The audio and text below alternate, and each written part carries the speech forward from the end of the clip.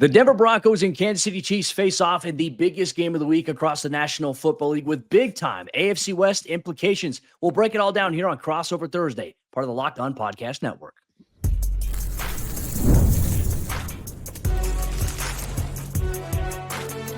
You are Locked On NFL Crossover, part of the Locked On Podcast Network. Your team every day.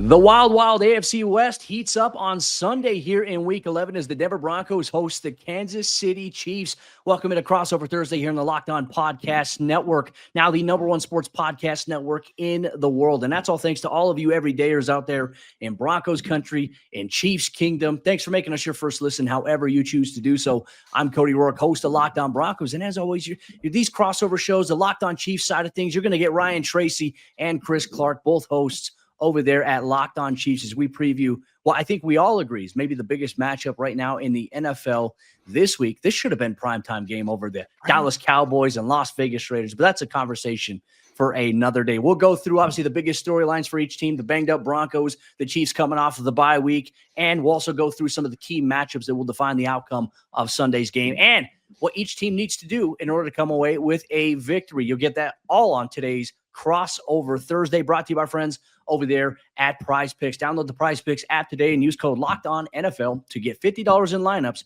after you play your first $5 bet. Gentlemen, obviously great to see you. It's our first time so far this season of meeting up with one another. Unfortunately for the Broncos, the Chiefs are coming off of the bye week. What is the biggest storyline here with the Kansas City Chiefs this week, coming off of a bye after having a chance to kind of reset a little bit, sitting at 5-4? The biggest story is 7+1 and whether he'll be available or not. Josh Simmons has had a really, really strange season. Maybe the weirdest season that I've seen ever since covering this team. Was going on like 15 years at this point. Was lights out. Didn't even know if he would start the season, right? Because of a significant injury he had in college. First round draft pick. You want to take it easy. You want to protect the property, right? He gets off to such a good start that it's really just never looking back. And then all of a sudden is not available at one point and missed weeks and weeks. He actually came back in the day as they went to the bye week. And so he's been in the building, working on film, working on stamina, et cetera, et cetera. The question is, after getting out to practice today, is he ready to jump right back into the mix? That's question number one. Chris, how do you think that maybe plays out a little bit here, considering obviously the Broncos pass rush, Nick Bonito, Jonathon Cooper? What has the Chiefs' solution been with his absence there on the offensive line? Well, I think when you look at this, it's been a situation where the Chiefs have just plugged and played with Jalen Moore. And he's played well enough that I think you feel good about him being a guy that can step in and start. But this is not a lineup. This is not a defensive line that you want to have your backup left tackle in. And this is a lineup where you want to have everybody available that you possibly can on the offensive line, and it starts with Josh Simmons.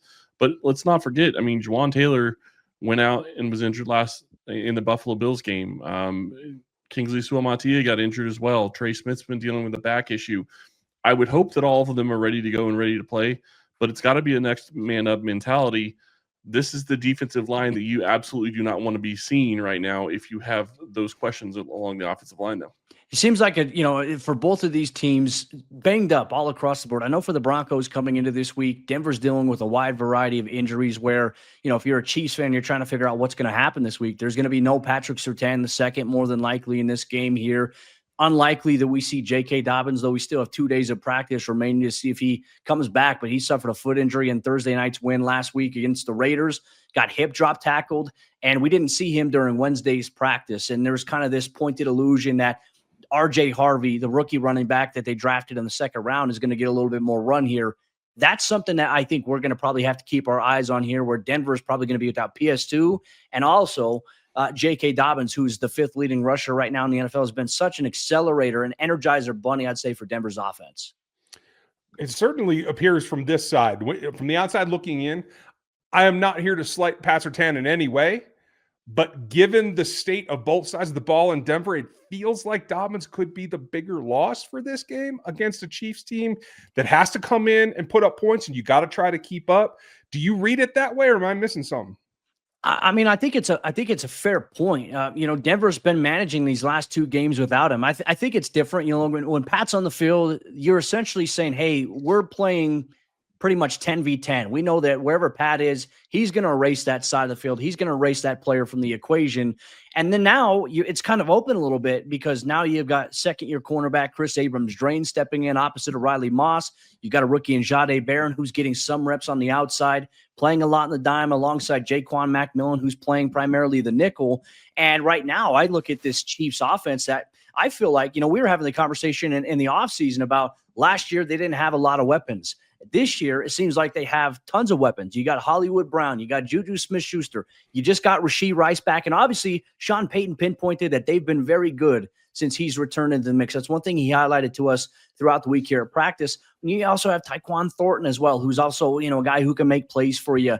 I just think that right now, I think the Chiefs' offensive weapons, and of course you have Travis Kelce. He ain't who he used to be, but he's still the threat at any point on third down in the red zone. Or if you need a big-time play, he's going to find a way to pick it up. He and Mahomes have that backyard football connection. So this is a big challenge. My question to kind of counter is a little bit, I know Isaiah Pacheco going into the bye week was banged up, didn't play against the Buffalo Bills. He was a DNP during Wednesday's practice this week. Do you anticipate that Pacheco will be back into the mix for the Chiefs here on Sunday? Well, you didn't mention Xavier Worthy, who I think is also another guy that the Chiefs is going to really affect this offense. But I don't expect Pacheco back. It doesn't look like he's going to be ready to go. And at this point, it's going to be probably Kareem Hunt, and you're going to see Brashard Smith. My question becomes, who's their third running back, and do they actually put him onto the field? Because Clyde Edwards-Helaire was that guy against the Buffalo Bills. If they go that direction again, I will not understand it. I think it should be Elijah Mitchell, but we'll see which direction they go. I would not expect Pacheco. I think it is a loss for this Chiefs team. But the thing I would counter you on, and while I completely agree with you, Travis Kelce isn't what he once was, you put all the pieces around him that he has around him, he doesn't have to be what he once was. He can be 85% of what he once was and still be okay because he's got other guys taking coverages elsewhere. Meanwhile, the Broncos have Mercedes Lewis back into the mix here, oldest tight end in obviously NFL history, and I'm playing in the regular season. Is that confirmed 40 years old? 41. Is he on the active roster or is he on the practice squad? Practice squad, but they've elevated him the last 2 weeks. I'm sure they'll probably elevate him here this week, though they did just add little Jordan Humphrey back into the mix here, stealing him away from the New York Giants, which, you go from playing from, avoiding Russell Wilson. Now they're going to start Jameis Winston this week. Back to Denver, where the playbook, Sean Payton. So just another added option there, for Denver. I just think this is a big game here. Look for the Broncos. It's not necessarily, they're not coming off of a bye. You get a mini bye after you play on Thursday Night Football, but it's not enough to really kind of reset. Players kind of took after Thursday, got away for a couple of days, came back on Monday because the offense has been struggling. That's one of the biggest storylines here with this Broncos team that I said is going to be a problem if that offense shows up on Sunday against Kansas City, because I see Kansas City, even with Denver's defense being as good as they are, they're going to get stops. They're going to get after Mahomes here and there, but you can't be on the field the entire game against Kansas City here, because I'll go back to a few weeks when they played the Washington Commanders. I thought that the Chiefs offense did a terrific job of controlling the time of possession, where they had multiple 10-play drives. One was like a 102-yard drive that they had because of penalties. You took 7 or 8 minutes off the clock and you scored every time. It's hard to beat. And the defense for Denver simply can't be on the field as much as they have been as of late. That's why they're going to need the offense to complement them a little bit better. I certainly agree with you. And it takes a group. This is AFC West competition, right? Not one side of the ball is going to get it done. And I just hope we don't come down to another last-second ball game. I'm a little tired of them. I think the Broncos are probably enjoying it, right? The fortunes have flipped from 25 to 24. Yeah. That's been crazy, too, just seeing the difference. Last year, KC was winning all these one-score games, finding ways to win. This year, Denver's finding ways to win. Kansas City seems to be on the other side of it. It's like this weird balancing act here. And I think this is a big game for Denver because you have a chance to go to 9-2, which you haven't been in a long time. But you also have a chance to do that against Kansas City, and you push them down a little bit in the AFC. It would make things very, very interesting for the division, because I do think that Kansas City is in a position they could go on a run here over the next handful of weeks. Look, they got 2 tough matchups, Denver, the Indianapolis Colts, and then I feel like, yes, you got one more matchup with the Chargers. I feel like after that, though, the schedule is wide open for Kansas City to kind of be right where they want to be, essentially, down the stretch for the postseason. So that's something that concerns me. And look, this is a big game for both sides here. And one thing we're going to do here on today's crossover episode, we're going to go through some of the key matchups we think will define the outcome of Sunday's game. You get all that here on today's Locked On Broncos, Locked On Chiefs, Crossover Thursday.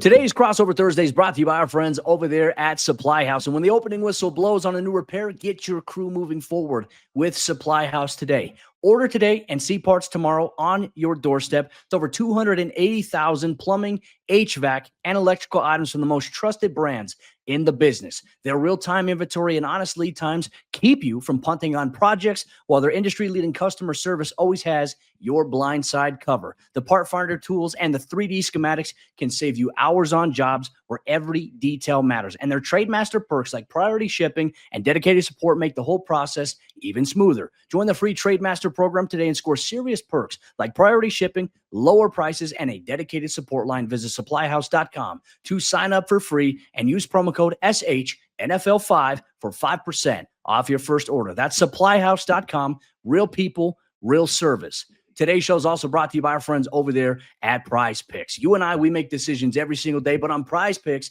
being right can get you paid. Don't miss any of the excitement of this sports season, whether you're following the NFL, the NBA, or both. There's no better time to jump in on the action than right now. And if you haven't tried it yet, Prize Picks is the simplest way to play. You just pick more or less on at least 2 player stats, and if you get them right, you win. It takes less than 60 seconds to make your lineup, and you can play anywhere that Prize Picks operates, including California, Texas, and Georgia. They have a new stacks feature, which is a complete game changer because you can now pick more on Steph Curry's points, threes, and assists in the same lineup during the NBA season. So download the Prize Picks app today and use code LOCKEDONNFL to get $50 in lineups after you play your first $5 lineup. That's code LOCKEDONNFL for $50 in lineups after your first $5 lineup. Prize Picks. It's good to be right.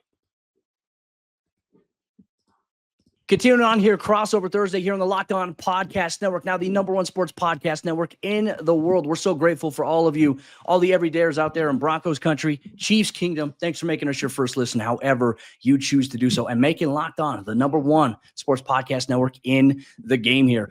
Gentlemen, let's get into some of the key matchups here that are going to define the outcome of this game. I want to start off with you guys. What's a matchup from the Kansas City perspective that both of you guys kind of have your eye on here as it pertains to matching up with the Broncos here in the Mile High City? Okay, I'm looking at this, and I'm looking at just Rashee Rice against anybody that he's going to be going up against. I don't know if it's going to be Riley Moss or who they're going to have, but I will say the thing that I've noticed when watching the Broncos is Riley Moss, when he's been thrown at, has been a guy that's gotten a lot of penalties. That could cause some issues for the Broncos. But I'm just going to be curious to see what Rashee Rice is able to do against this Broncos defense, because it is a very good defense. But like you said, without Pat Surtain, it changes a little bit. And with all the different weapons that Kansas City has and them coming off a bye, I have to feel like they're going to have a great game plan for this Denver defense. Well, I am tempted to cheat and take a position group, but I will boil it down because it comes down to protecting the quarterback for both of these teams.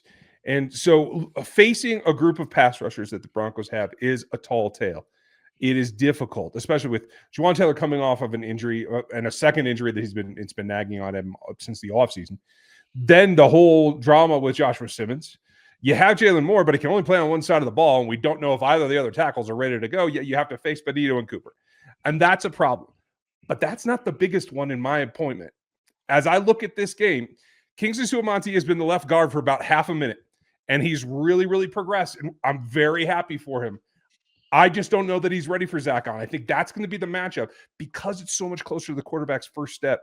That's the one that I'm concerned about in the pass rush, because I think everything else that the Broncos need to do can rotate off of that particular one-on-one. Yeah, no, and I think my matchup kind of plays into that because I am going with Denver's pass rush against Mahomes. Look, I think Denver's going to have to find a way to be better on third down. They're right now, defensively, they're in a great spot. They're the #1 third down defense in the NFL, but anytime you play Patrick Mahomes, as we even saw last year, there were times in that first matchup at Arrowhead where, it was a thrilling game for all of us there. Mahomes escaped a couple of Nick Bonito sacks, was able to throw the ball away or obviously evade and find Samaje Perine last year on a pickup. Or we know on third down, let's say it's 3rd and 15. We know that Kansas City has the guys to run the defensive backs off, and then Mahomes will use his legs and try to pick it up. We've seen that. That's historic Pat Mahomes. The rush lanes and the integrity this week are going to be so big here for the Broncos defense. I'm going with obviously Nick Bonito, Jonathan Cooper. Ryan, I'm glad you brought up Zach Allen because this defensive line, I mean, they have been on a historic pace so far this season. Right now, they're on pace to break the record set by obviously the 1984 Chicago Bears, which was 72 sacks in the season. Coming into this game, they're at 46 sacks. They're coming off of a 6-sack game against Geno Smith and that Las Vegas Raiders team. Mahomes is hard to bring down, but I think Denver will be able to get home a few times. So you mentioned those guys on the outside. You mentioned Zach Allen. When Zach is getting double teamed, now you get a one-on-one with John Franklin Myers, who's having a terrific year, to the point the Broncos may not be able to pay him, and he may go to free agency next year and get a big-time deal somewhere else because of what he's been able to do. Hopefully not Kansas City. Yes, that's the one thing we're going to say there. But I would say that the trenches, I really think for this game are going to define it. The Broncos offensive line has been pretty good so far with dealing with the loss of Ben Powers at left guard. Alex Palczewski's filled in relatively nicely. Bo Nix is a hard quarterback to sack. But the one thing I always go to, Nick Bolton, Steve Spagnuolo, third down, that A-gap blitz, or sometimes they'll blitz the nickel and the corner, depending if it's the short side of the field.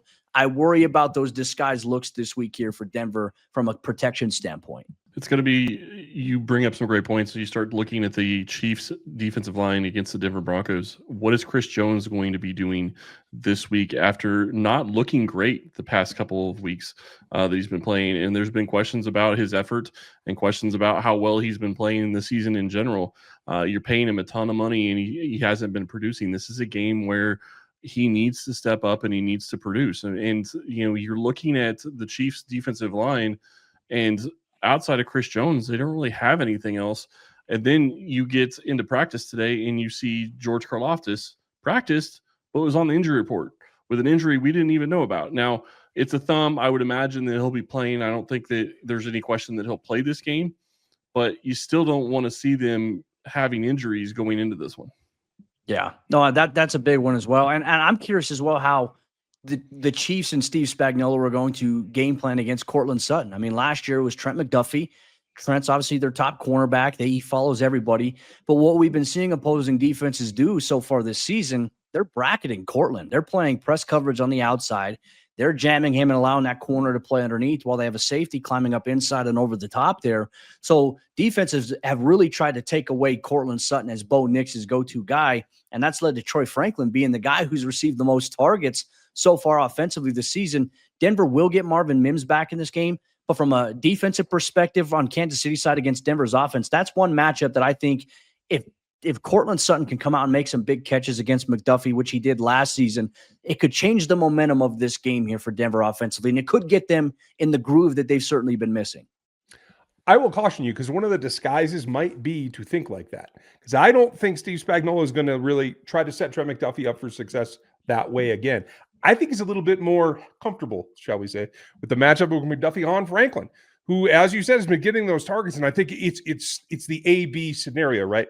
This season, Jalen Watson and the rookie Noah Williams have provided that physical kind of contact, play through the route, the thing that Steve Spagnuolo is looking for. I think you might see a change of personnel on Cortland in order to try and not create that same matchup that did work out so well for Denver last time. I think it all depends on the way the rookie plays, to tell you the truth. We might see a rotation, but it is definitely going to be job number one to take away Cortland Sutton. Chris, what do you think from an offensive perspective for Kansas City against Denver's defense that's obviously not Rashee Rice related at this point? I don't think Denver is, like, if Pat was playing, I think that they would travel Pat probably with Rashee Rice. Yeah. I don't know if that's going to be the case. I think that they're going to just keep the corners on whatever side that they're at, and they're going to keep them there and not move them around, because I don't feel like you can get away with that without Pat against this Chiefs team with all the personnel that they certainly have.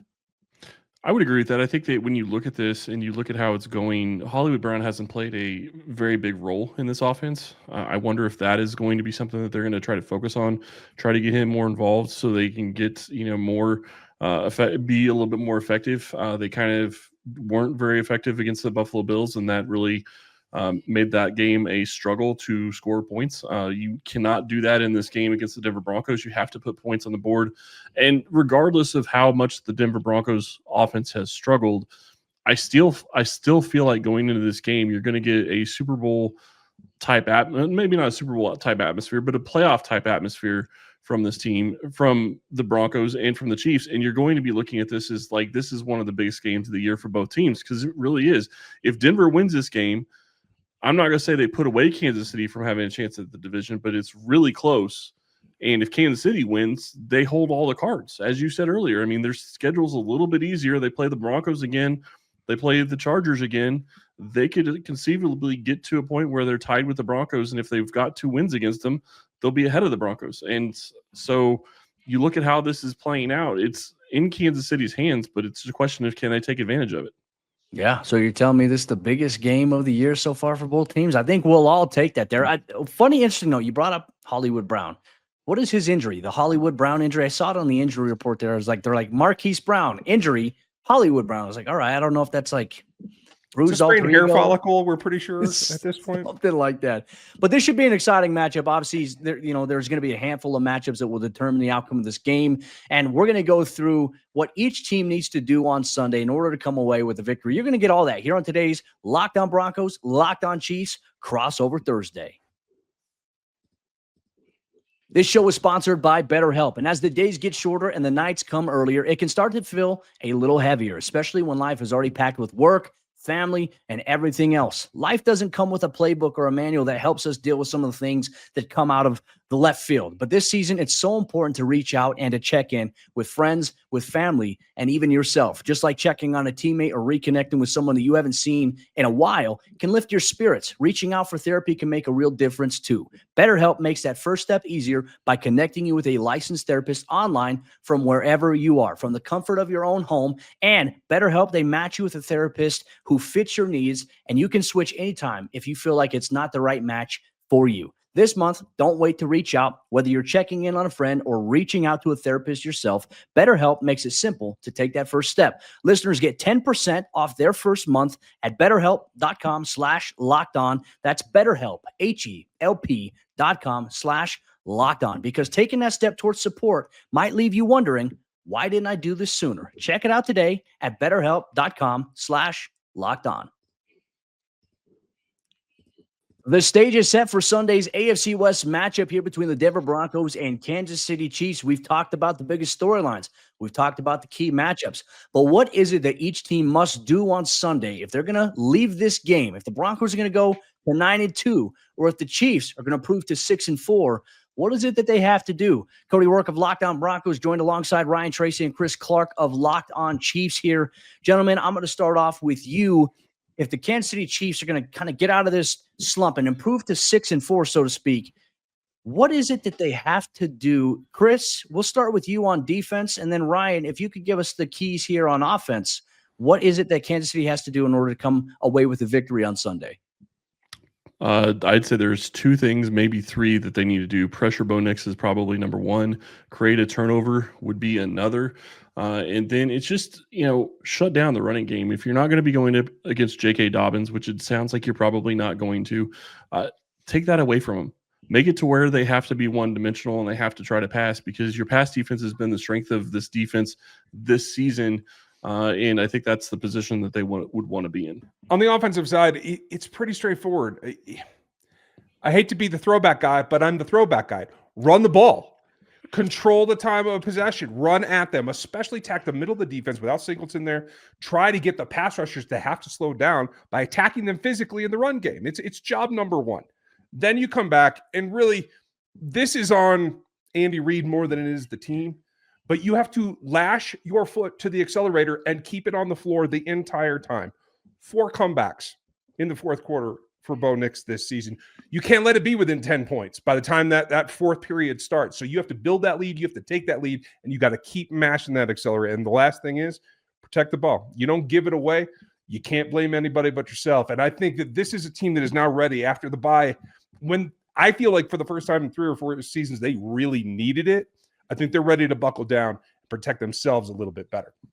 Yeah, no, I think those are great keys too, and certainly some challenges that will, I think, present some obstacles here for the Broncos offensively, defensively, that they're going to have to overcome and not let the Chiefs get hot with. I think for the Broncos, Ryan, I'm going to use something that you said here. The Broncos this week, they have to find a way to run the football. Look, statistically, they're a top 5 rushing offense right now in the NFL, but the run pass balance has been so inconsistent. I mean, for the last 2 weeks, for example, the Broncos, they ran the ball 6 times total in the first half against the Texans, 6 times total against the Raiders, while they had Bo Nix throwing 15 plus times. And look, when you're not completing passes and you're going through a little bit of a slump that Bo Nix certainly has been in the last couple of games, you can't get into that same situation here against a Steve Spagnuolo defense, because he's going to send pressure in the middle. He's going to send it off the edge. He's going to send it from the corner position. He's going to blitz the safety from time to time. He's going to try to get the Broncos into some long field situations. Penalties have killed this Broncos offense this season. They've backed them up. They've got 83 penalties on the year as a team, 42 of them on the offense. And I talked to a few Broncos players this week, and I asked them, what's been going on with the struggles offensively? And he said, honestly, we're putting ourselves behind the sticks far too often. Well, when that makes it easier for the defense. If it's 3rd and 15, all of a sudden your defense is like, hey, we're going to just sit at the sticks. We're going to play back. We want you to throw it short. We're going to rally and tackle and then get off the field. The Broncos had 8 3-and-outs last week against the Raiders on their first 12 drives. That's not good. You can't make that mistake against Kansas City. You take that pressure off of Bo Nix by running the football. Yes, probably no J.K. Dobbins in this game, but R.J. Harvey, Jaleel McLaughlin, Tyler Bidet, find a way to use the run game, because it is one of the bigger strengths of this team than Sean Payton gives it credit for. Sometimes he goes away from the run.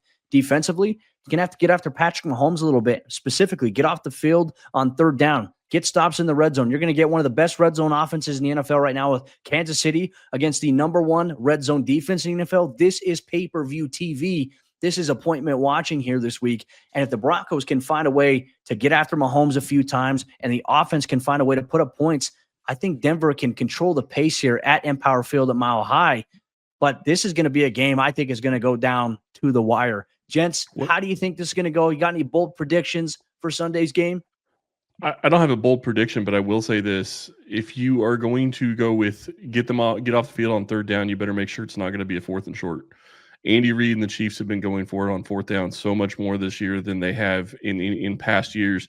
And this is a game where they cannot afford to not be aggressive. So you have to make it, a situation where it's 4th and 4 or more if they're not past the 40-yard line or the Denver 40-yard line. So to me, I think that's the big thing.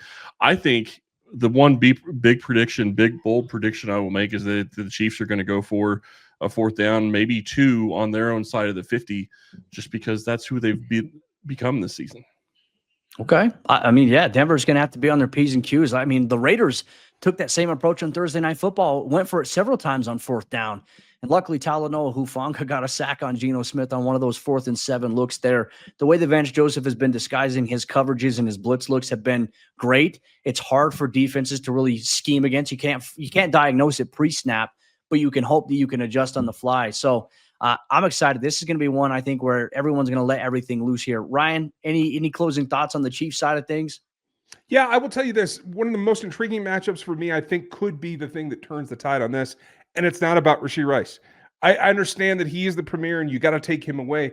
But I think this team looked at a roster, and I think Barron's in Denver partially to try to understand what Xavier Worthy's going to do. I think Xavier still has the advantage. I think they get it to him, and he has a very big day against the Denver defense. Well, we'll see. Obviously, you don't want that to happen. If you're a Broncos fan, you don't want anyone getting deep downfield. There's a propensity for teams to take some shots downfield. They're going to take some chances, especially with PS2 not being in the mix. But it's also an opportunity for your playmakers to go out there and obviously get some picks. Look, Kansas City's done a great job this year of not turning the football over in terms of fumbles. Mahomes has thrown a few picks, but they're one of the teams that are top ranked right now in the NFL and not turning the football over. Denver has to find a way to change that because they haven't forced a lot of takeaways, essentially. Dondre Tillman, outside linebacker, leads the team in interceptions so far this season. So you would think that, with the guys you have in the secondary, those guys would have picks. Those have not come yet here outside of Brandon Jones getting an interception. Talanoa Hufanga's come close. But I think one of the bigger keys this week is Denver doing that. I think Dre Greenlaw, who's been healthy now and is ready to rock and roll, I think he's going to have a big game. He might have a sack here on Mahomes, could even have an interception in this game. That'll be my bold prediction here. But Gentlemen, we're all excited for Sunday's game. It is the biggest game of the week. This should have been flexed to some primetime action so everybody in the world could see it here.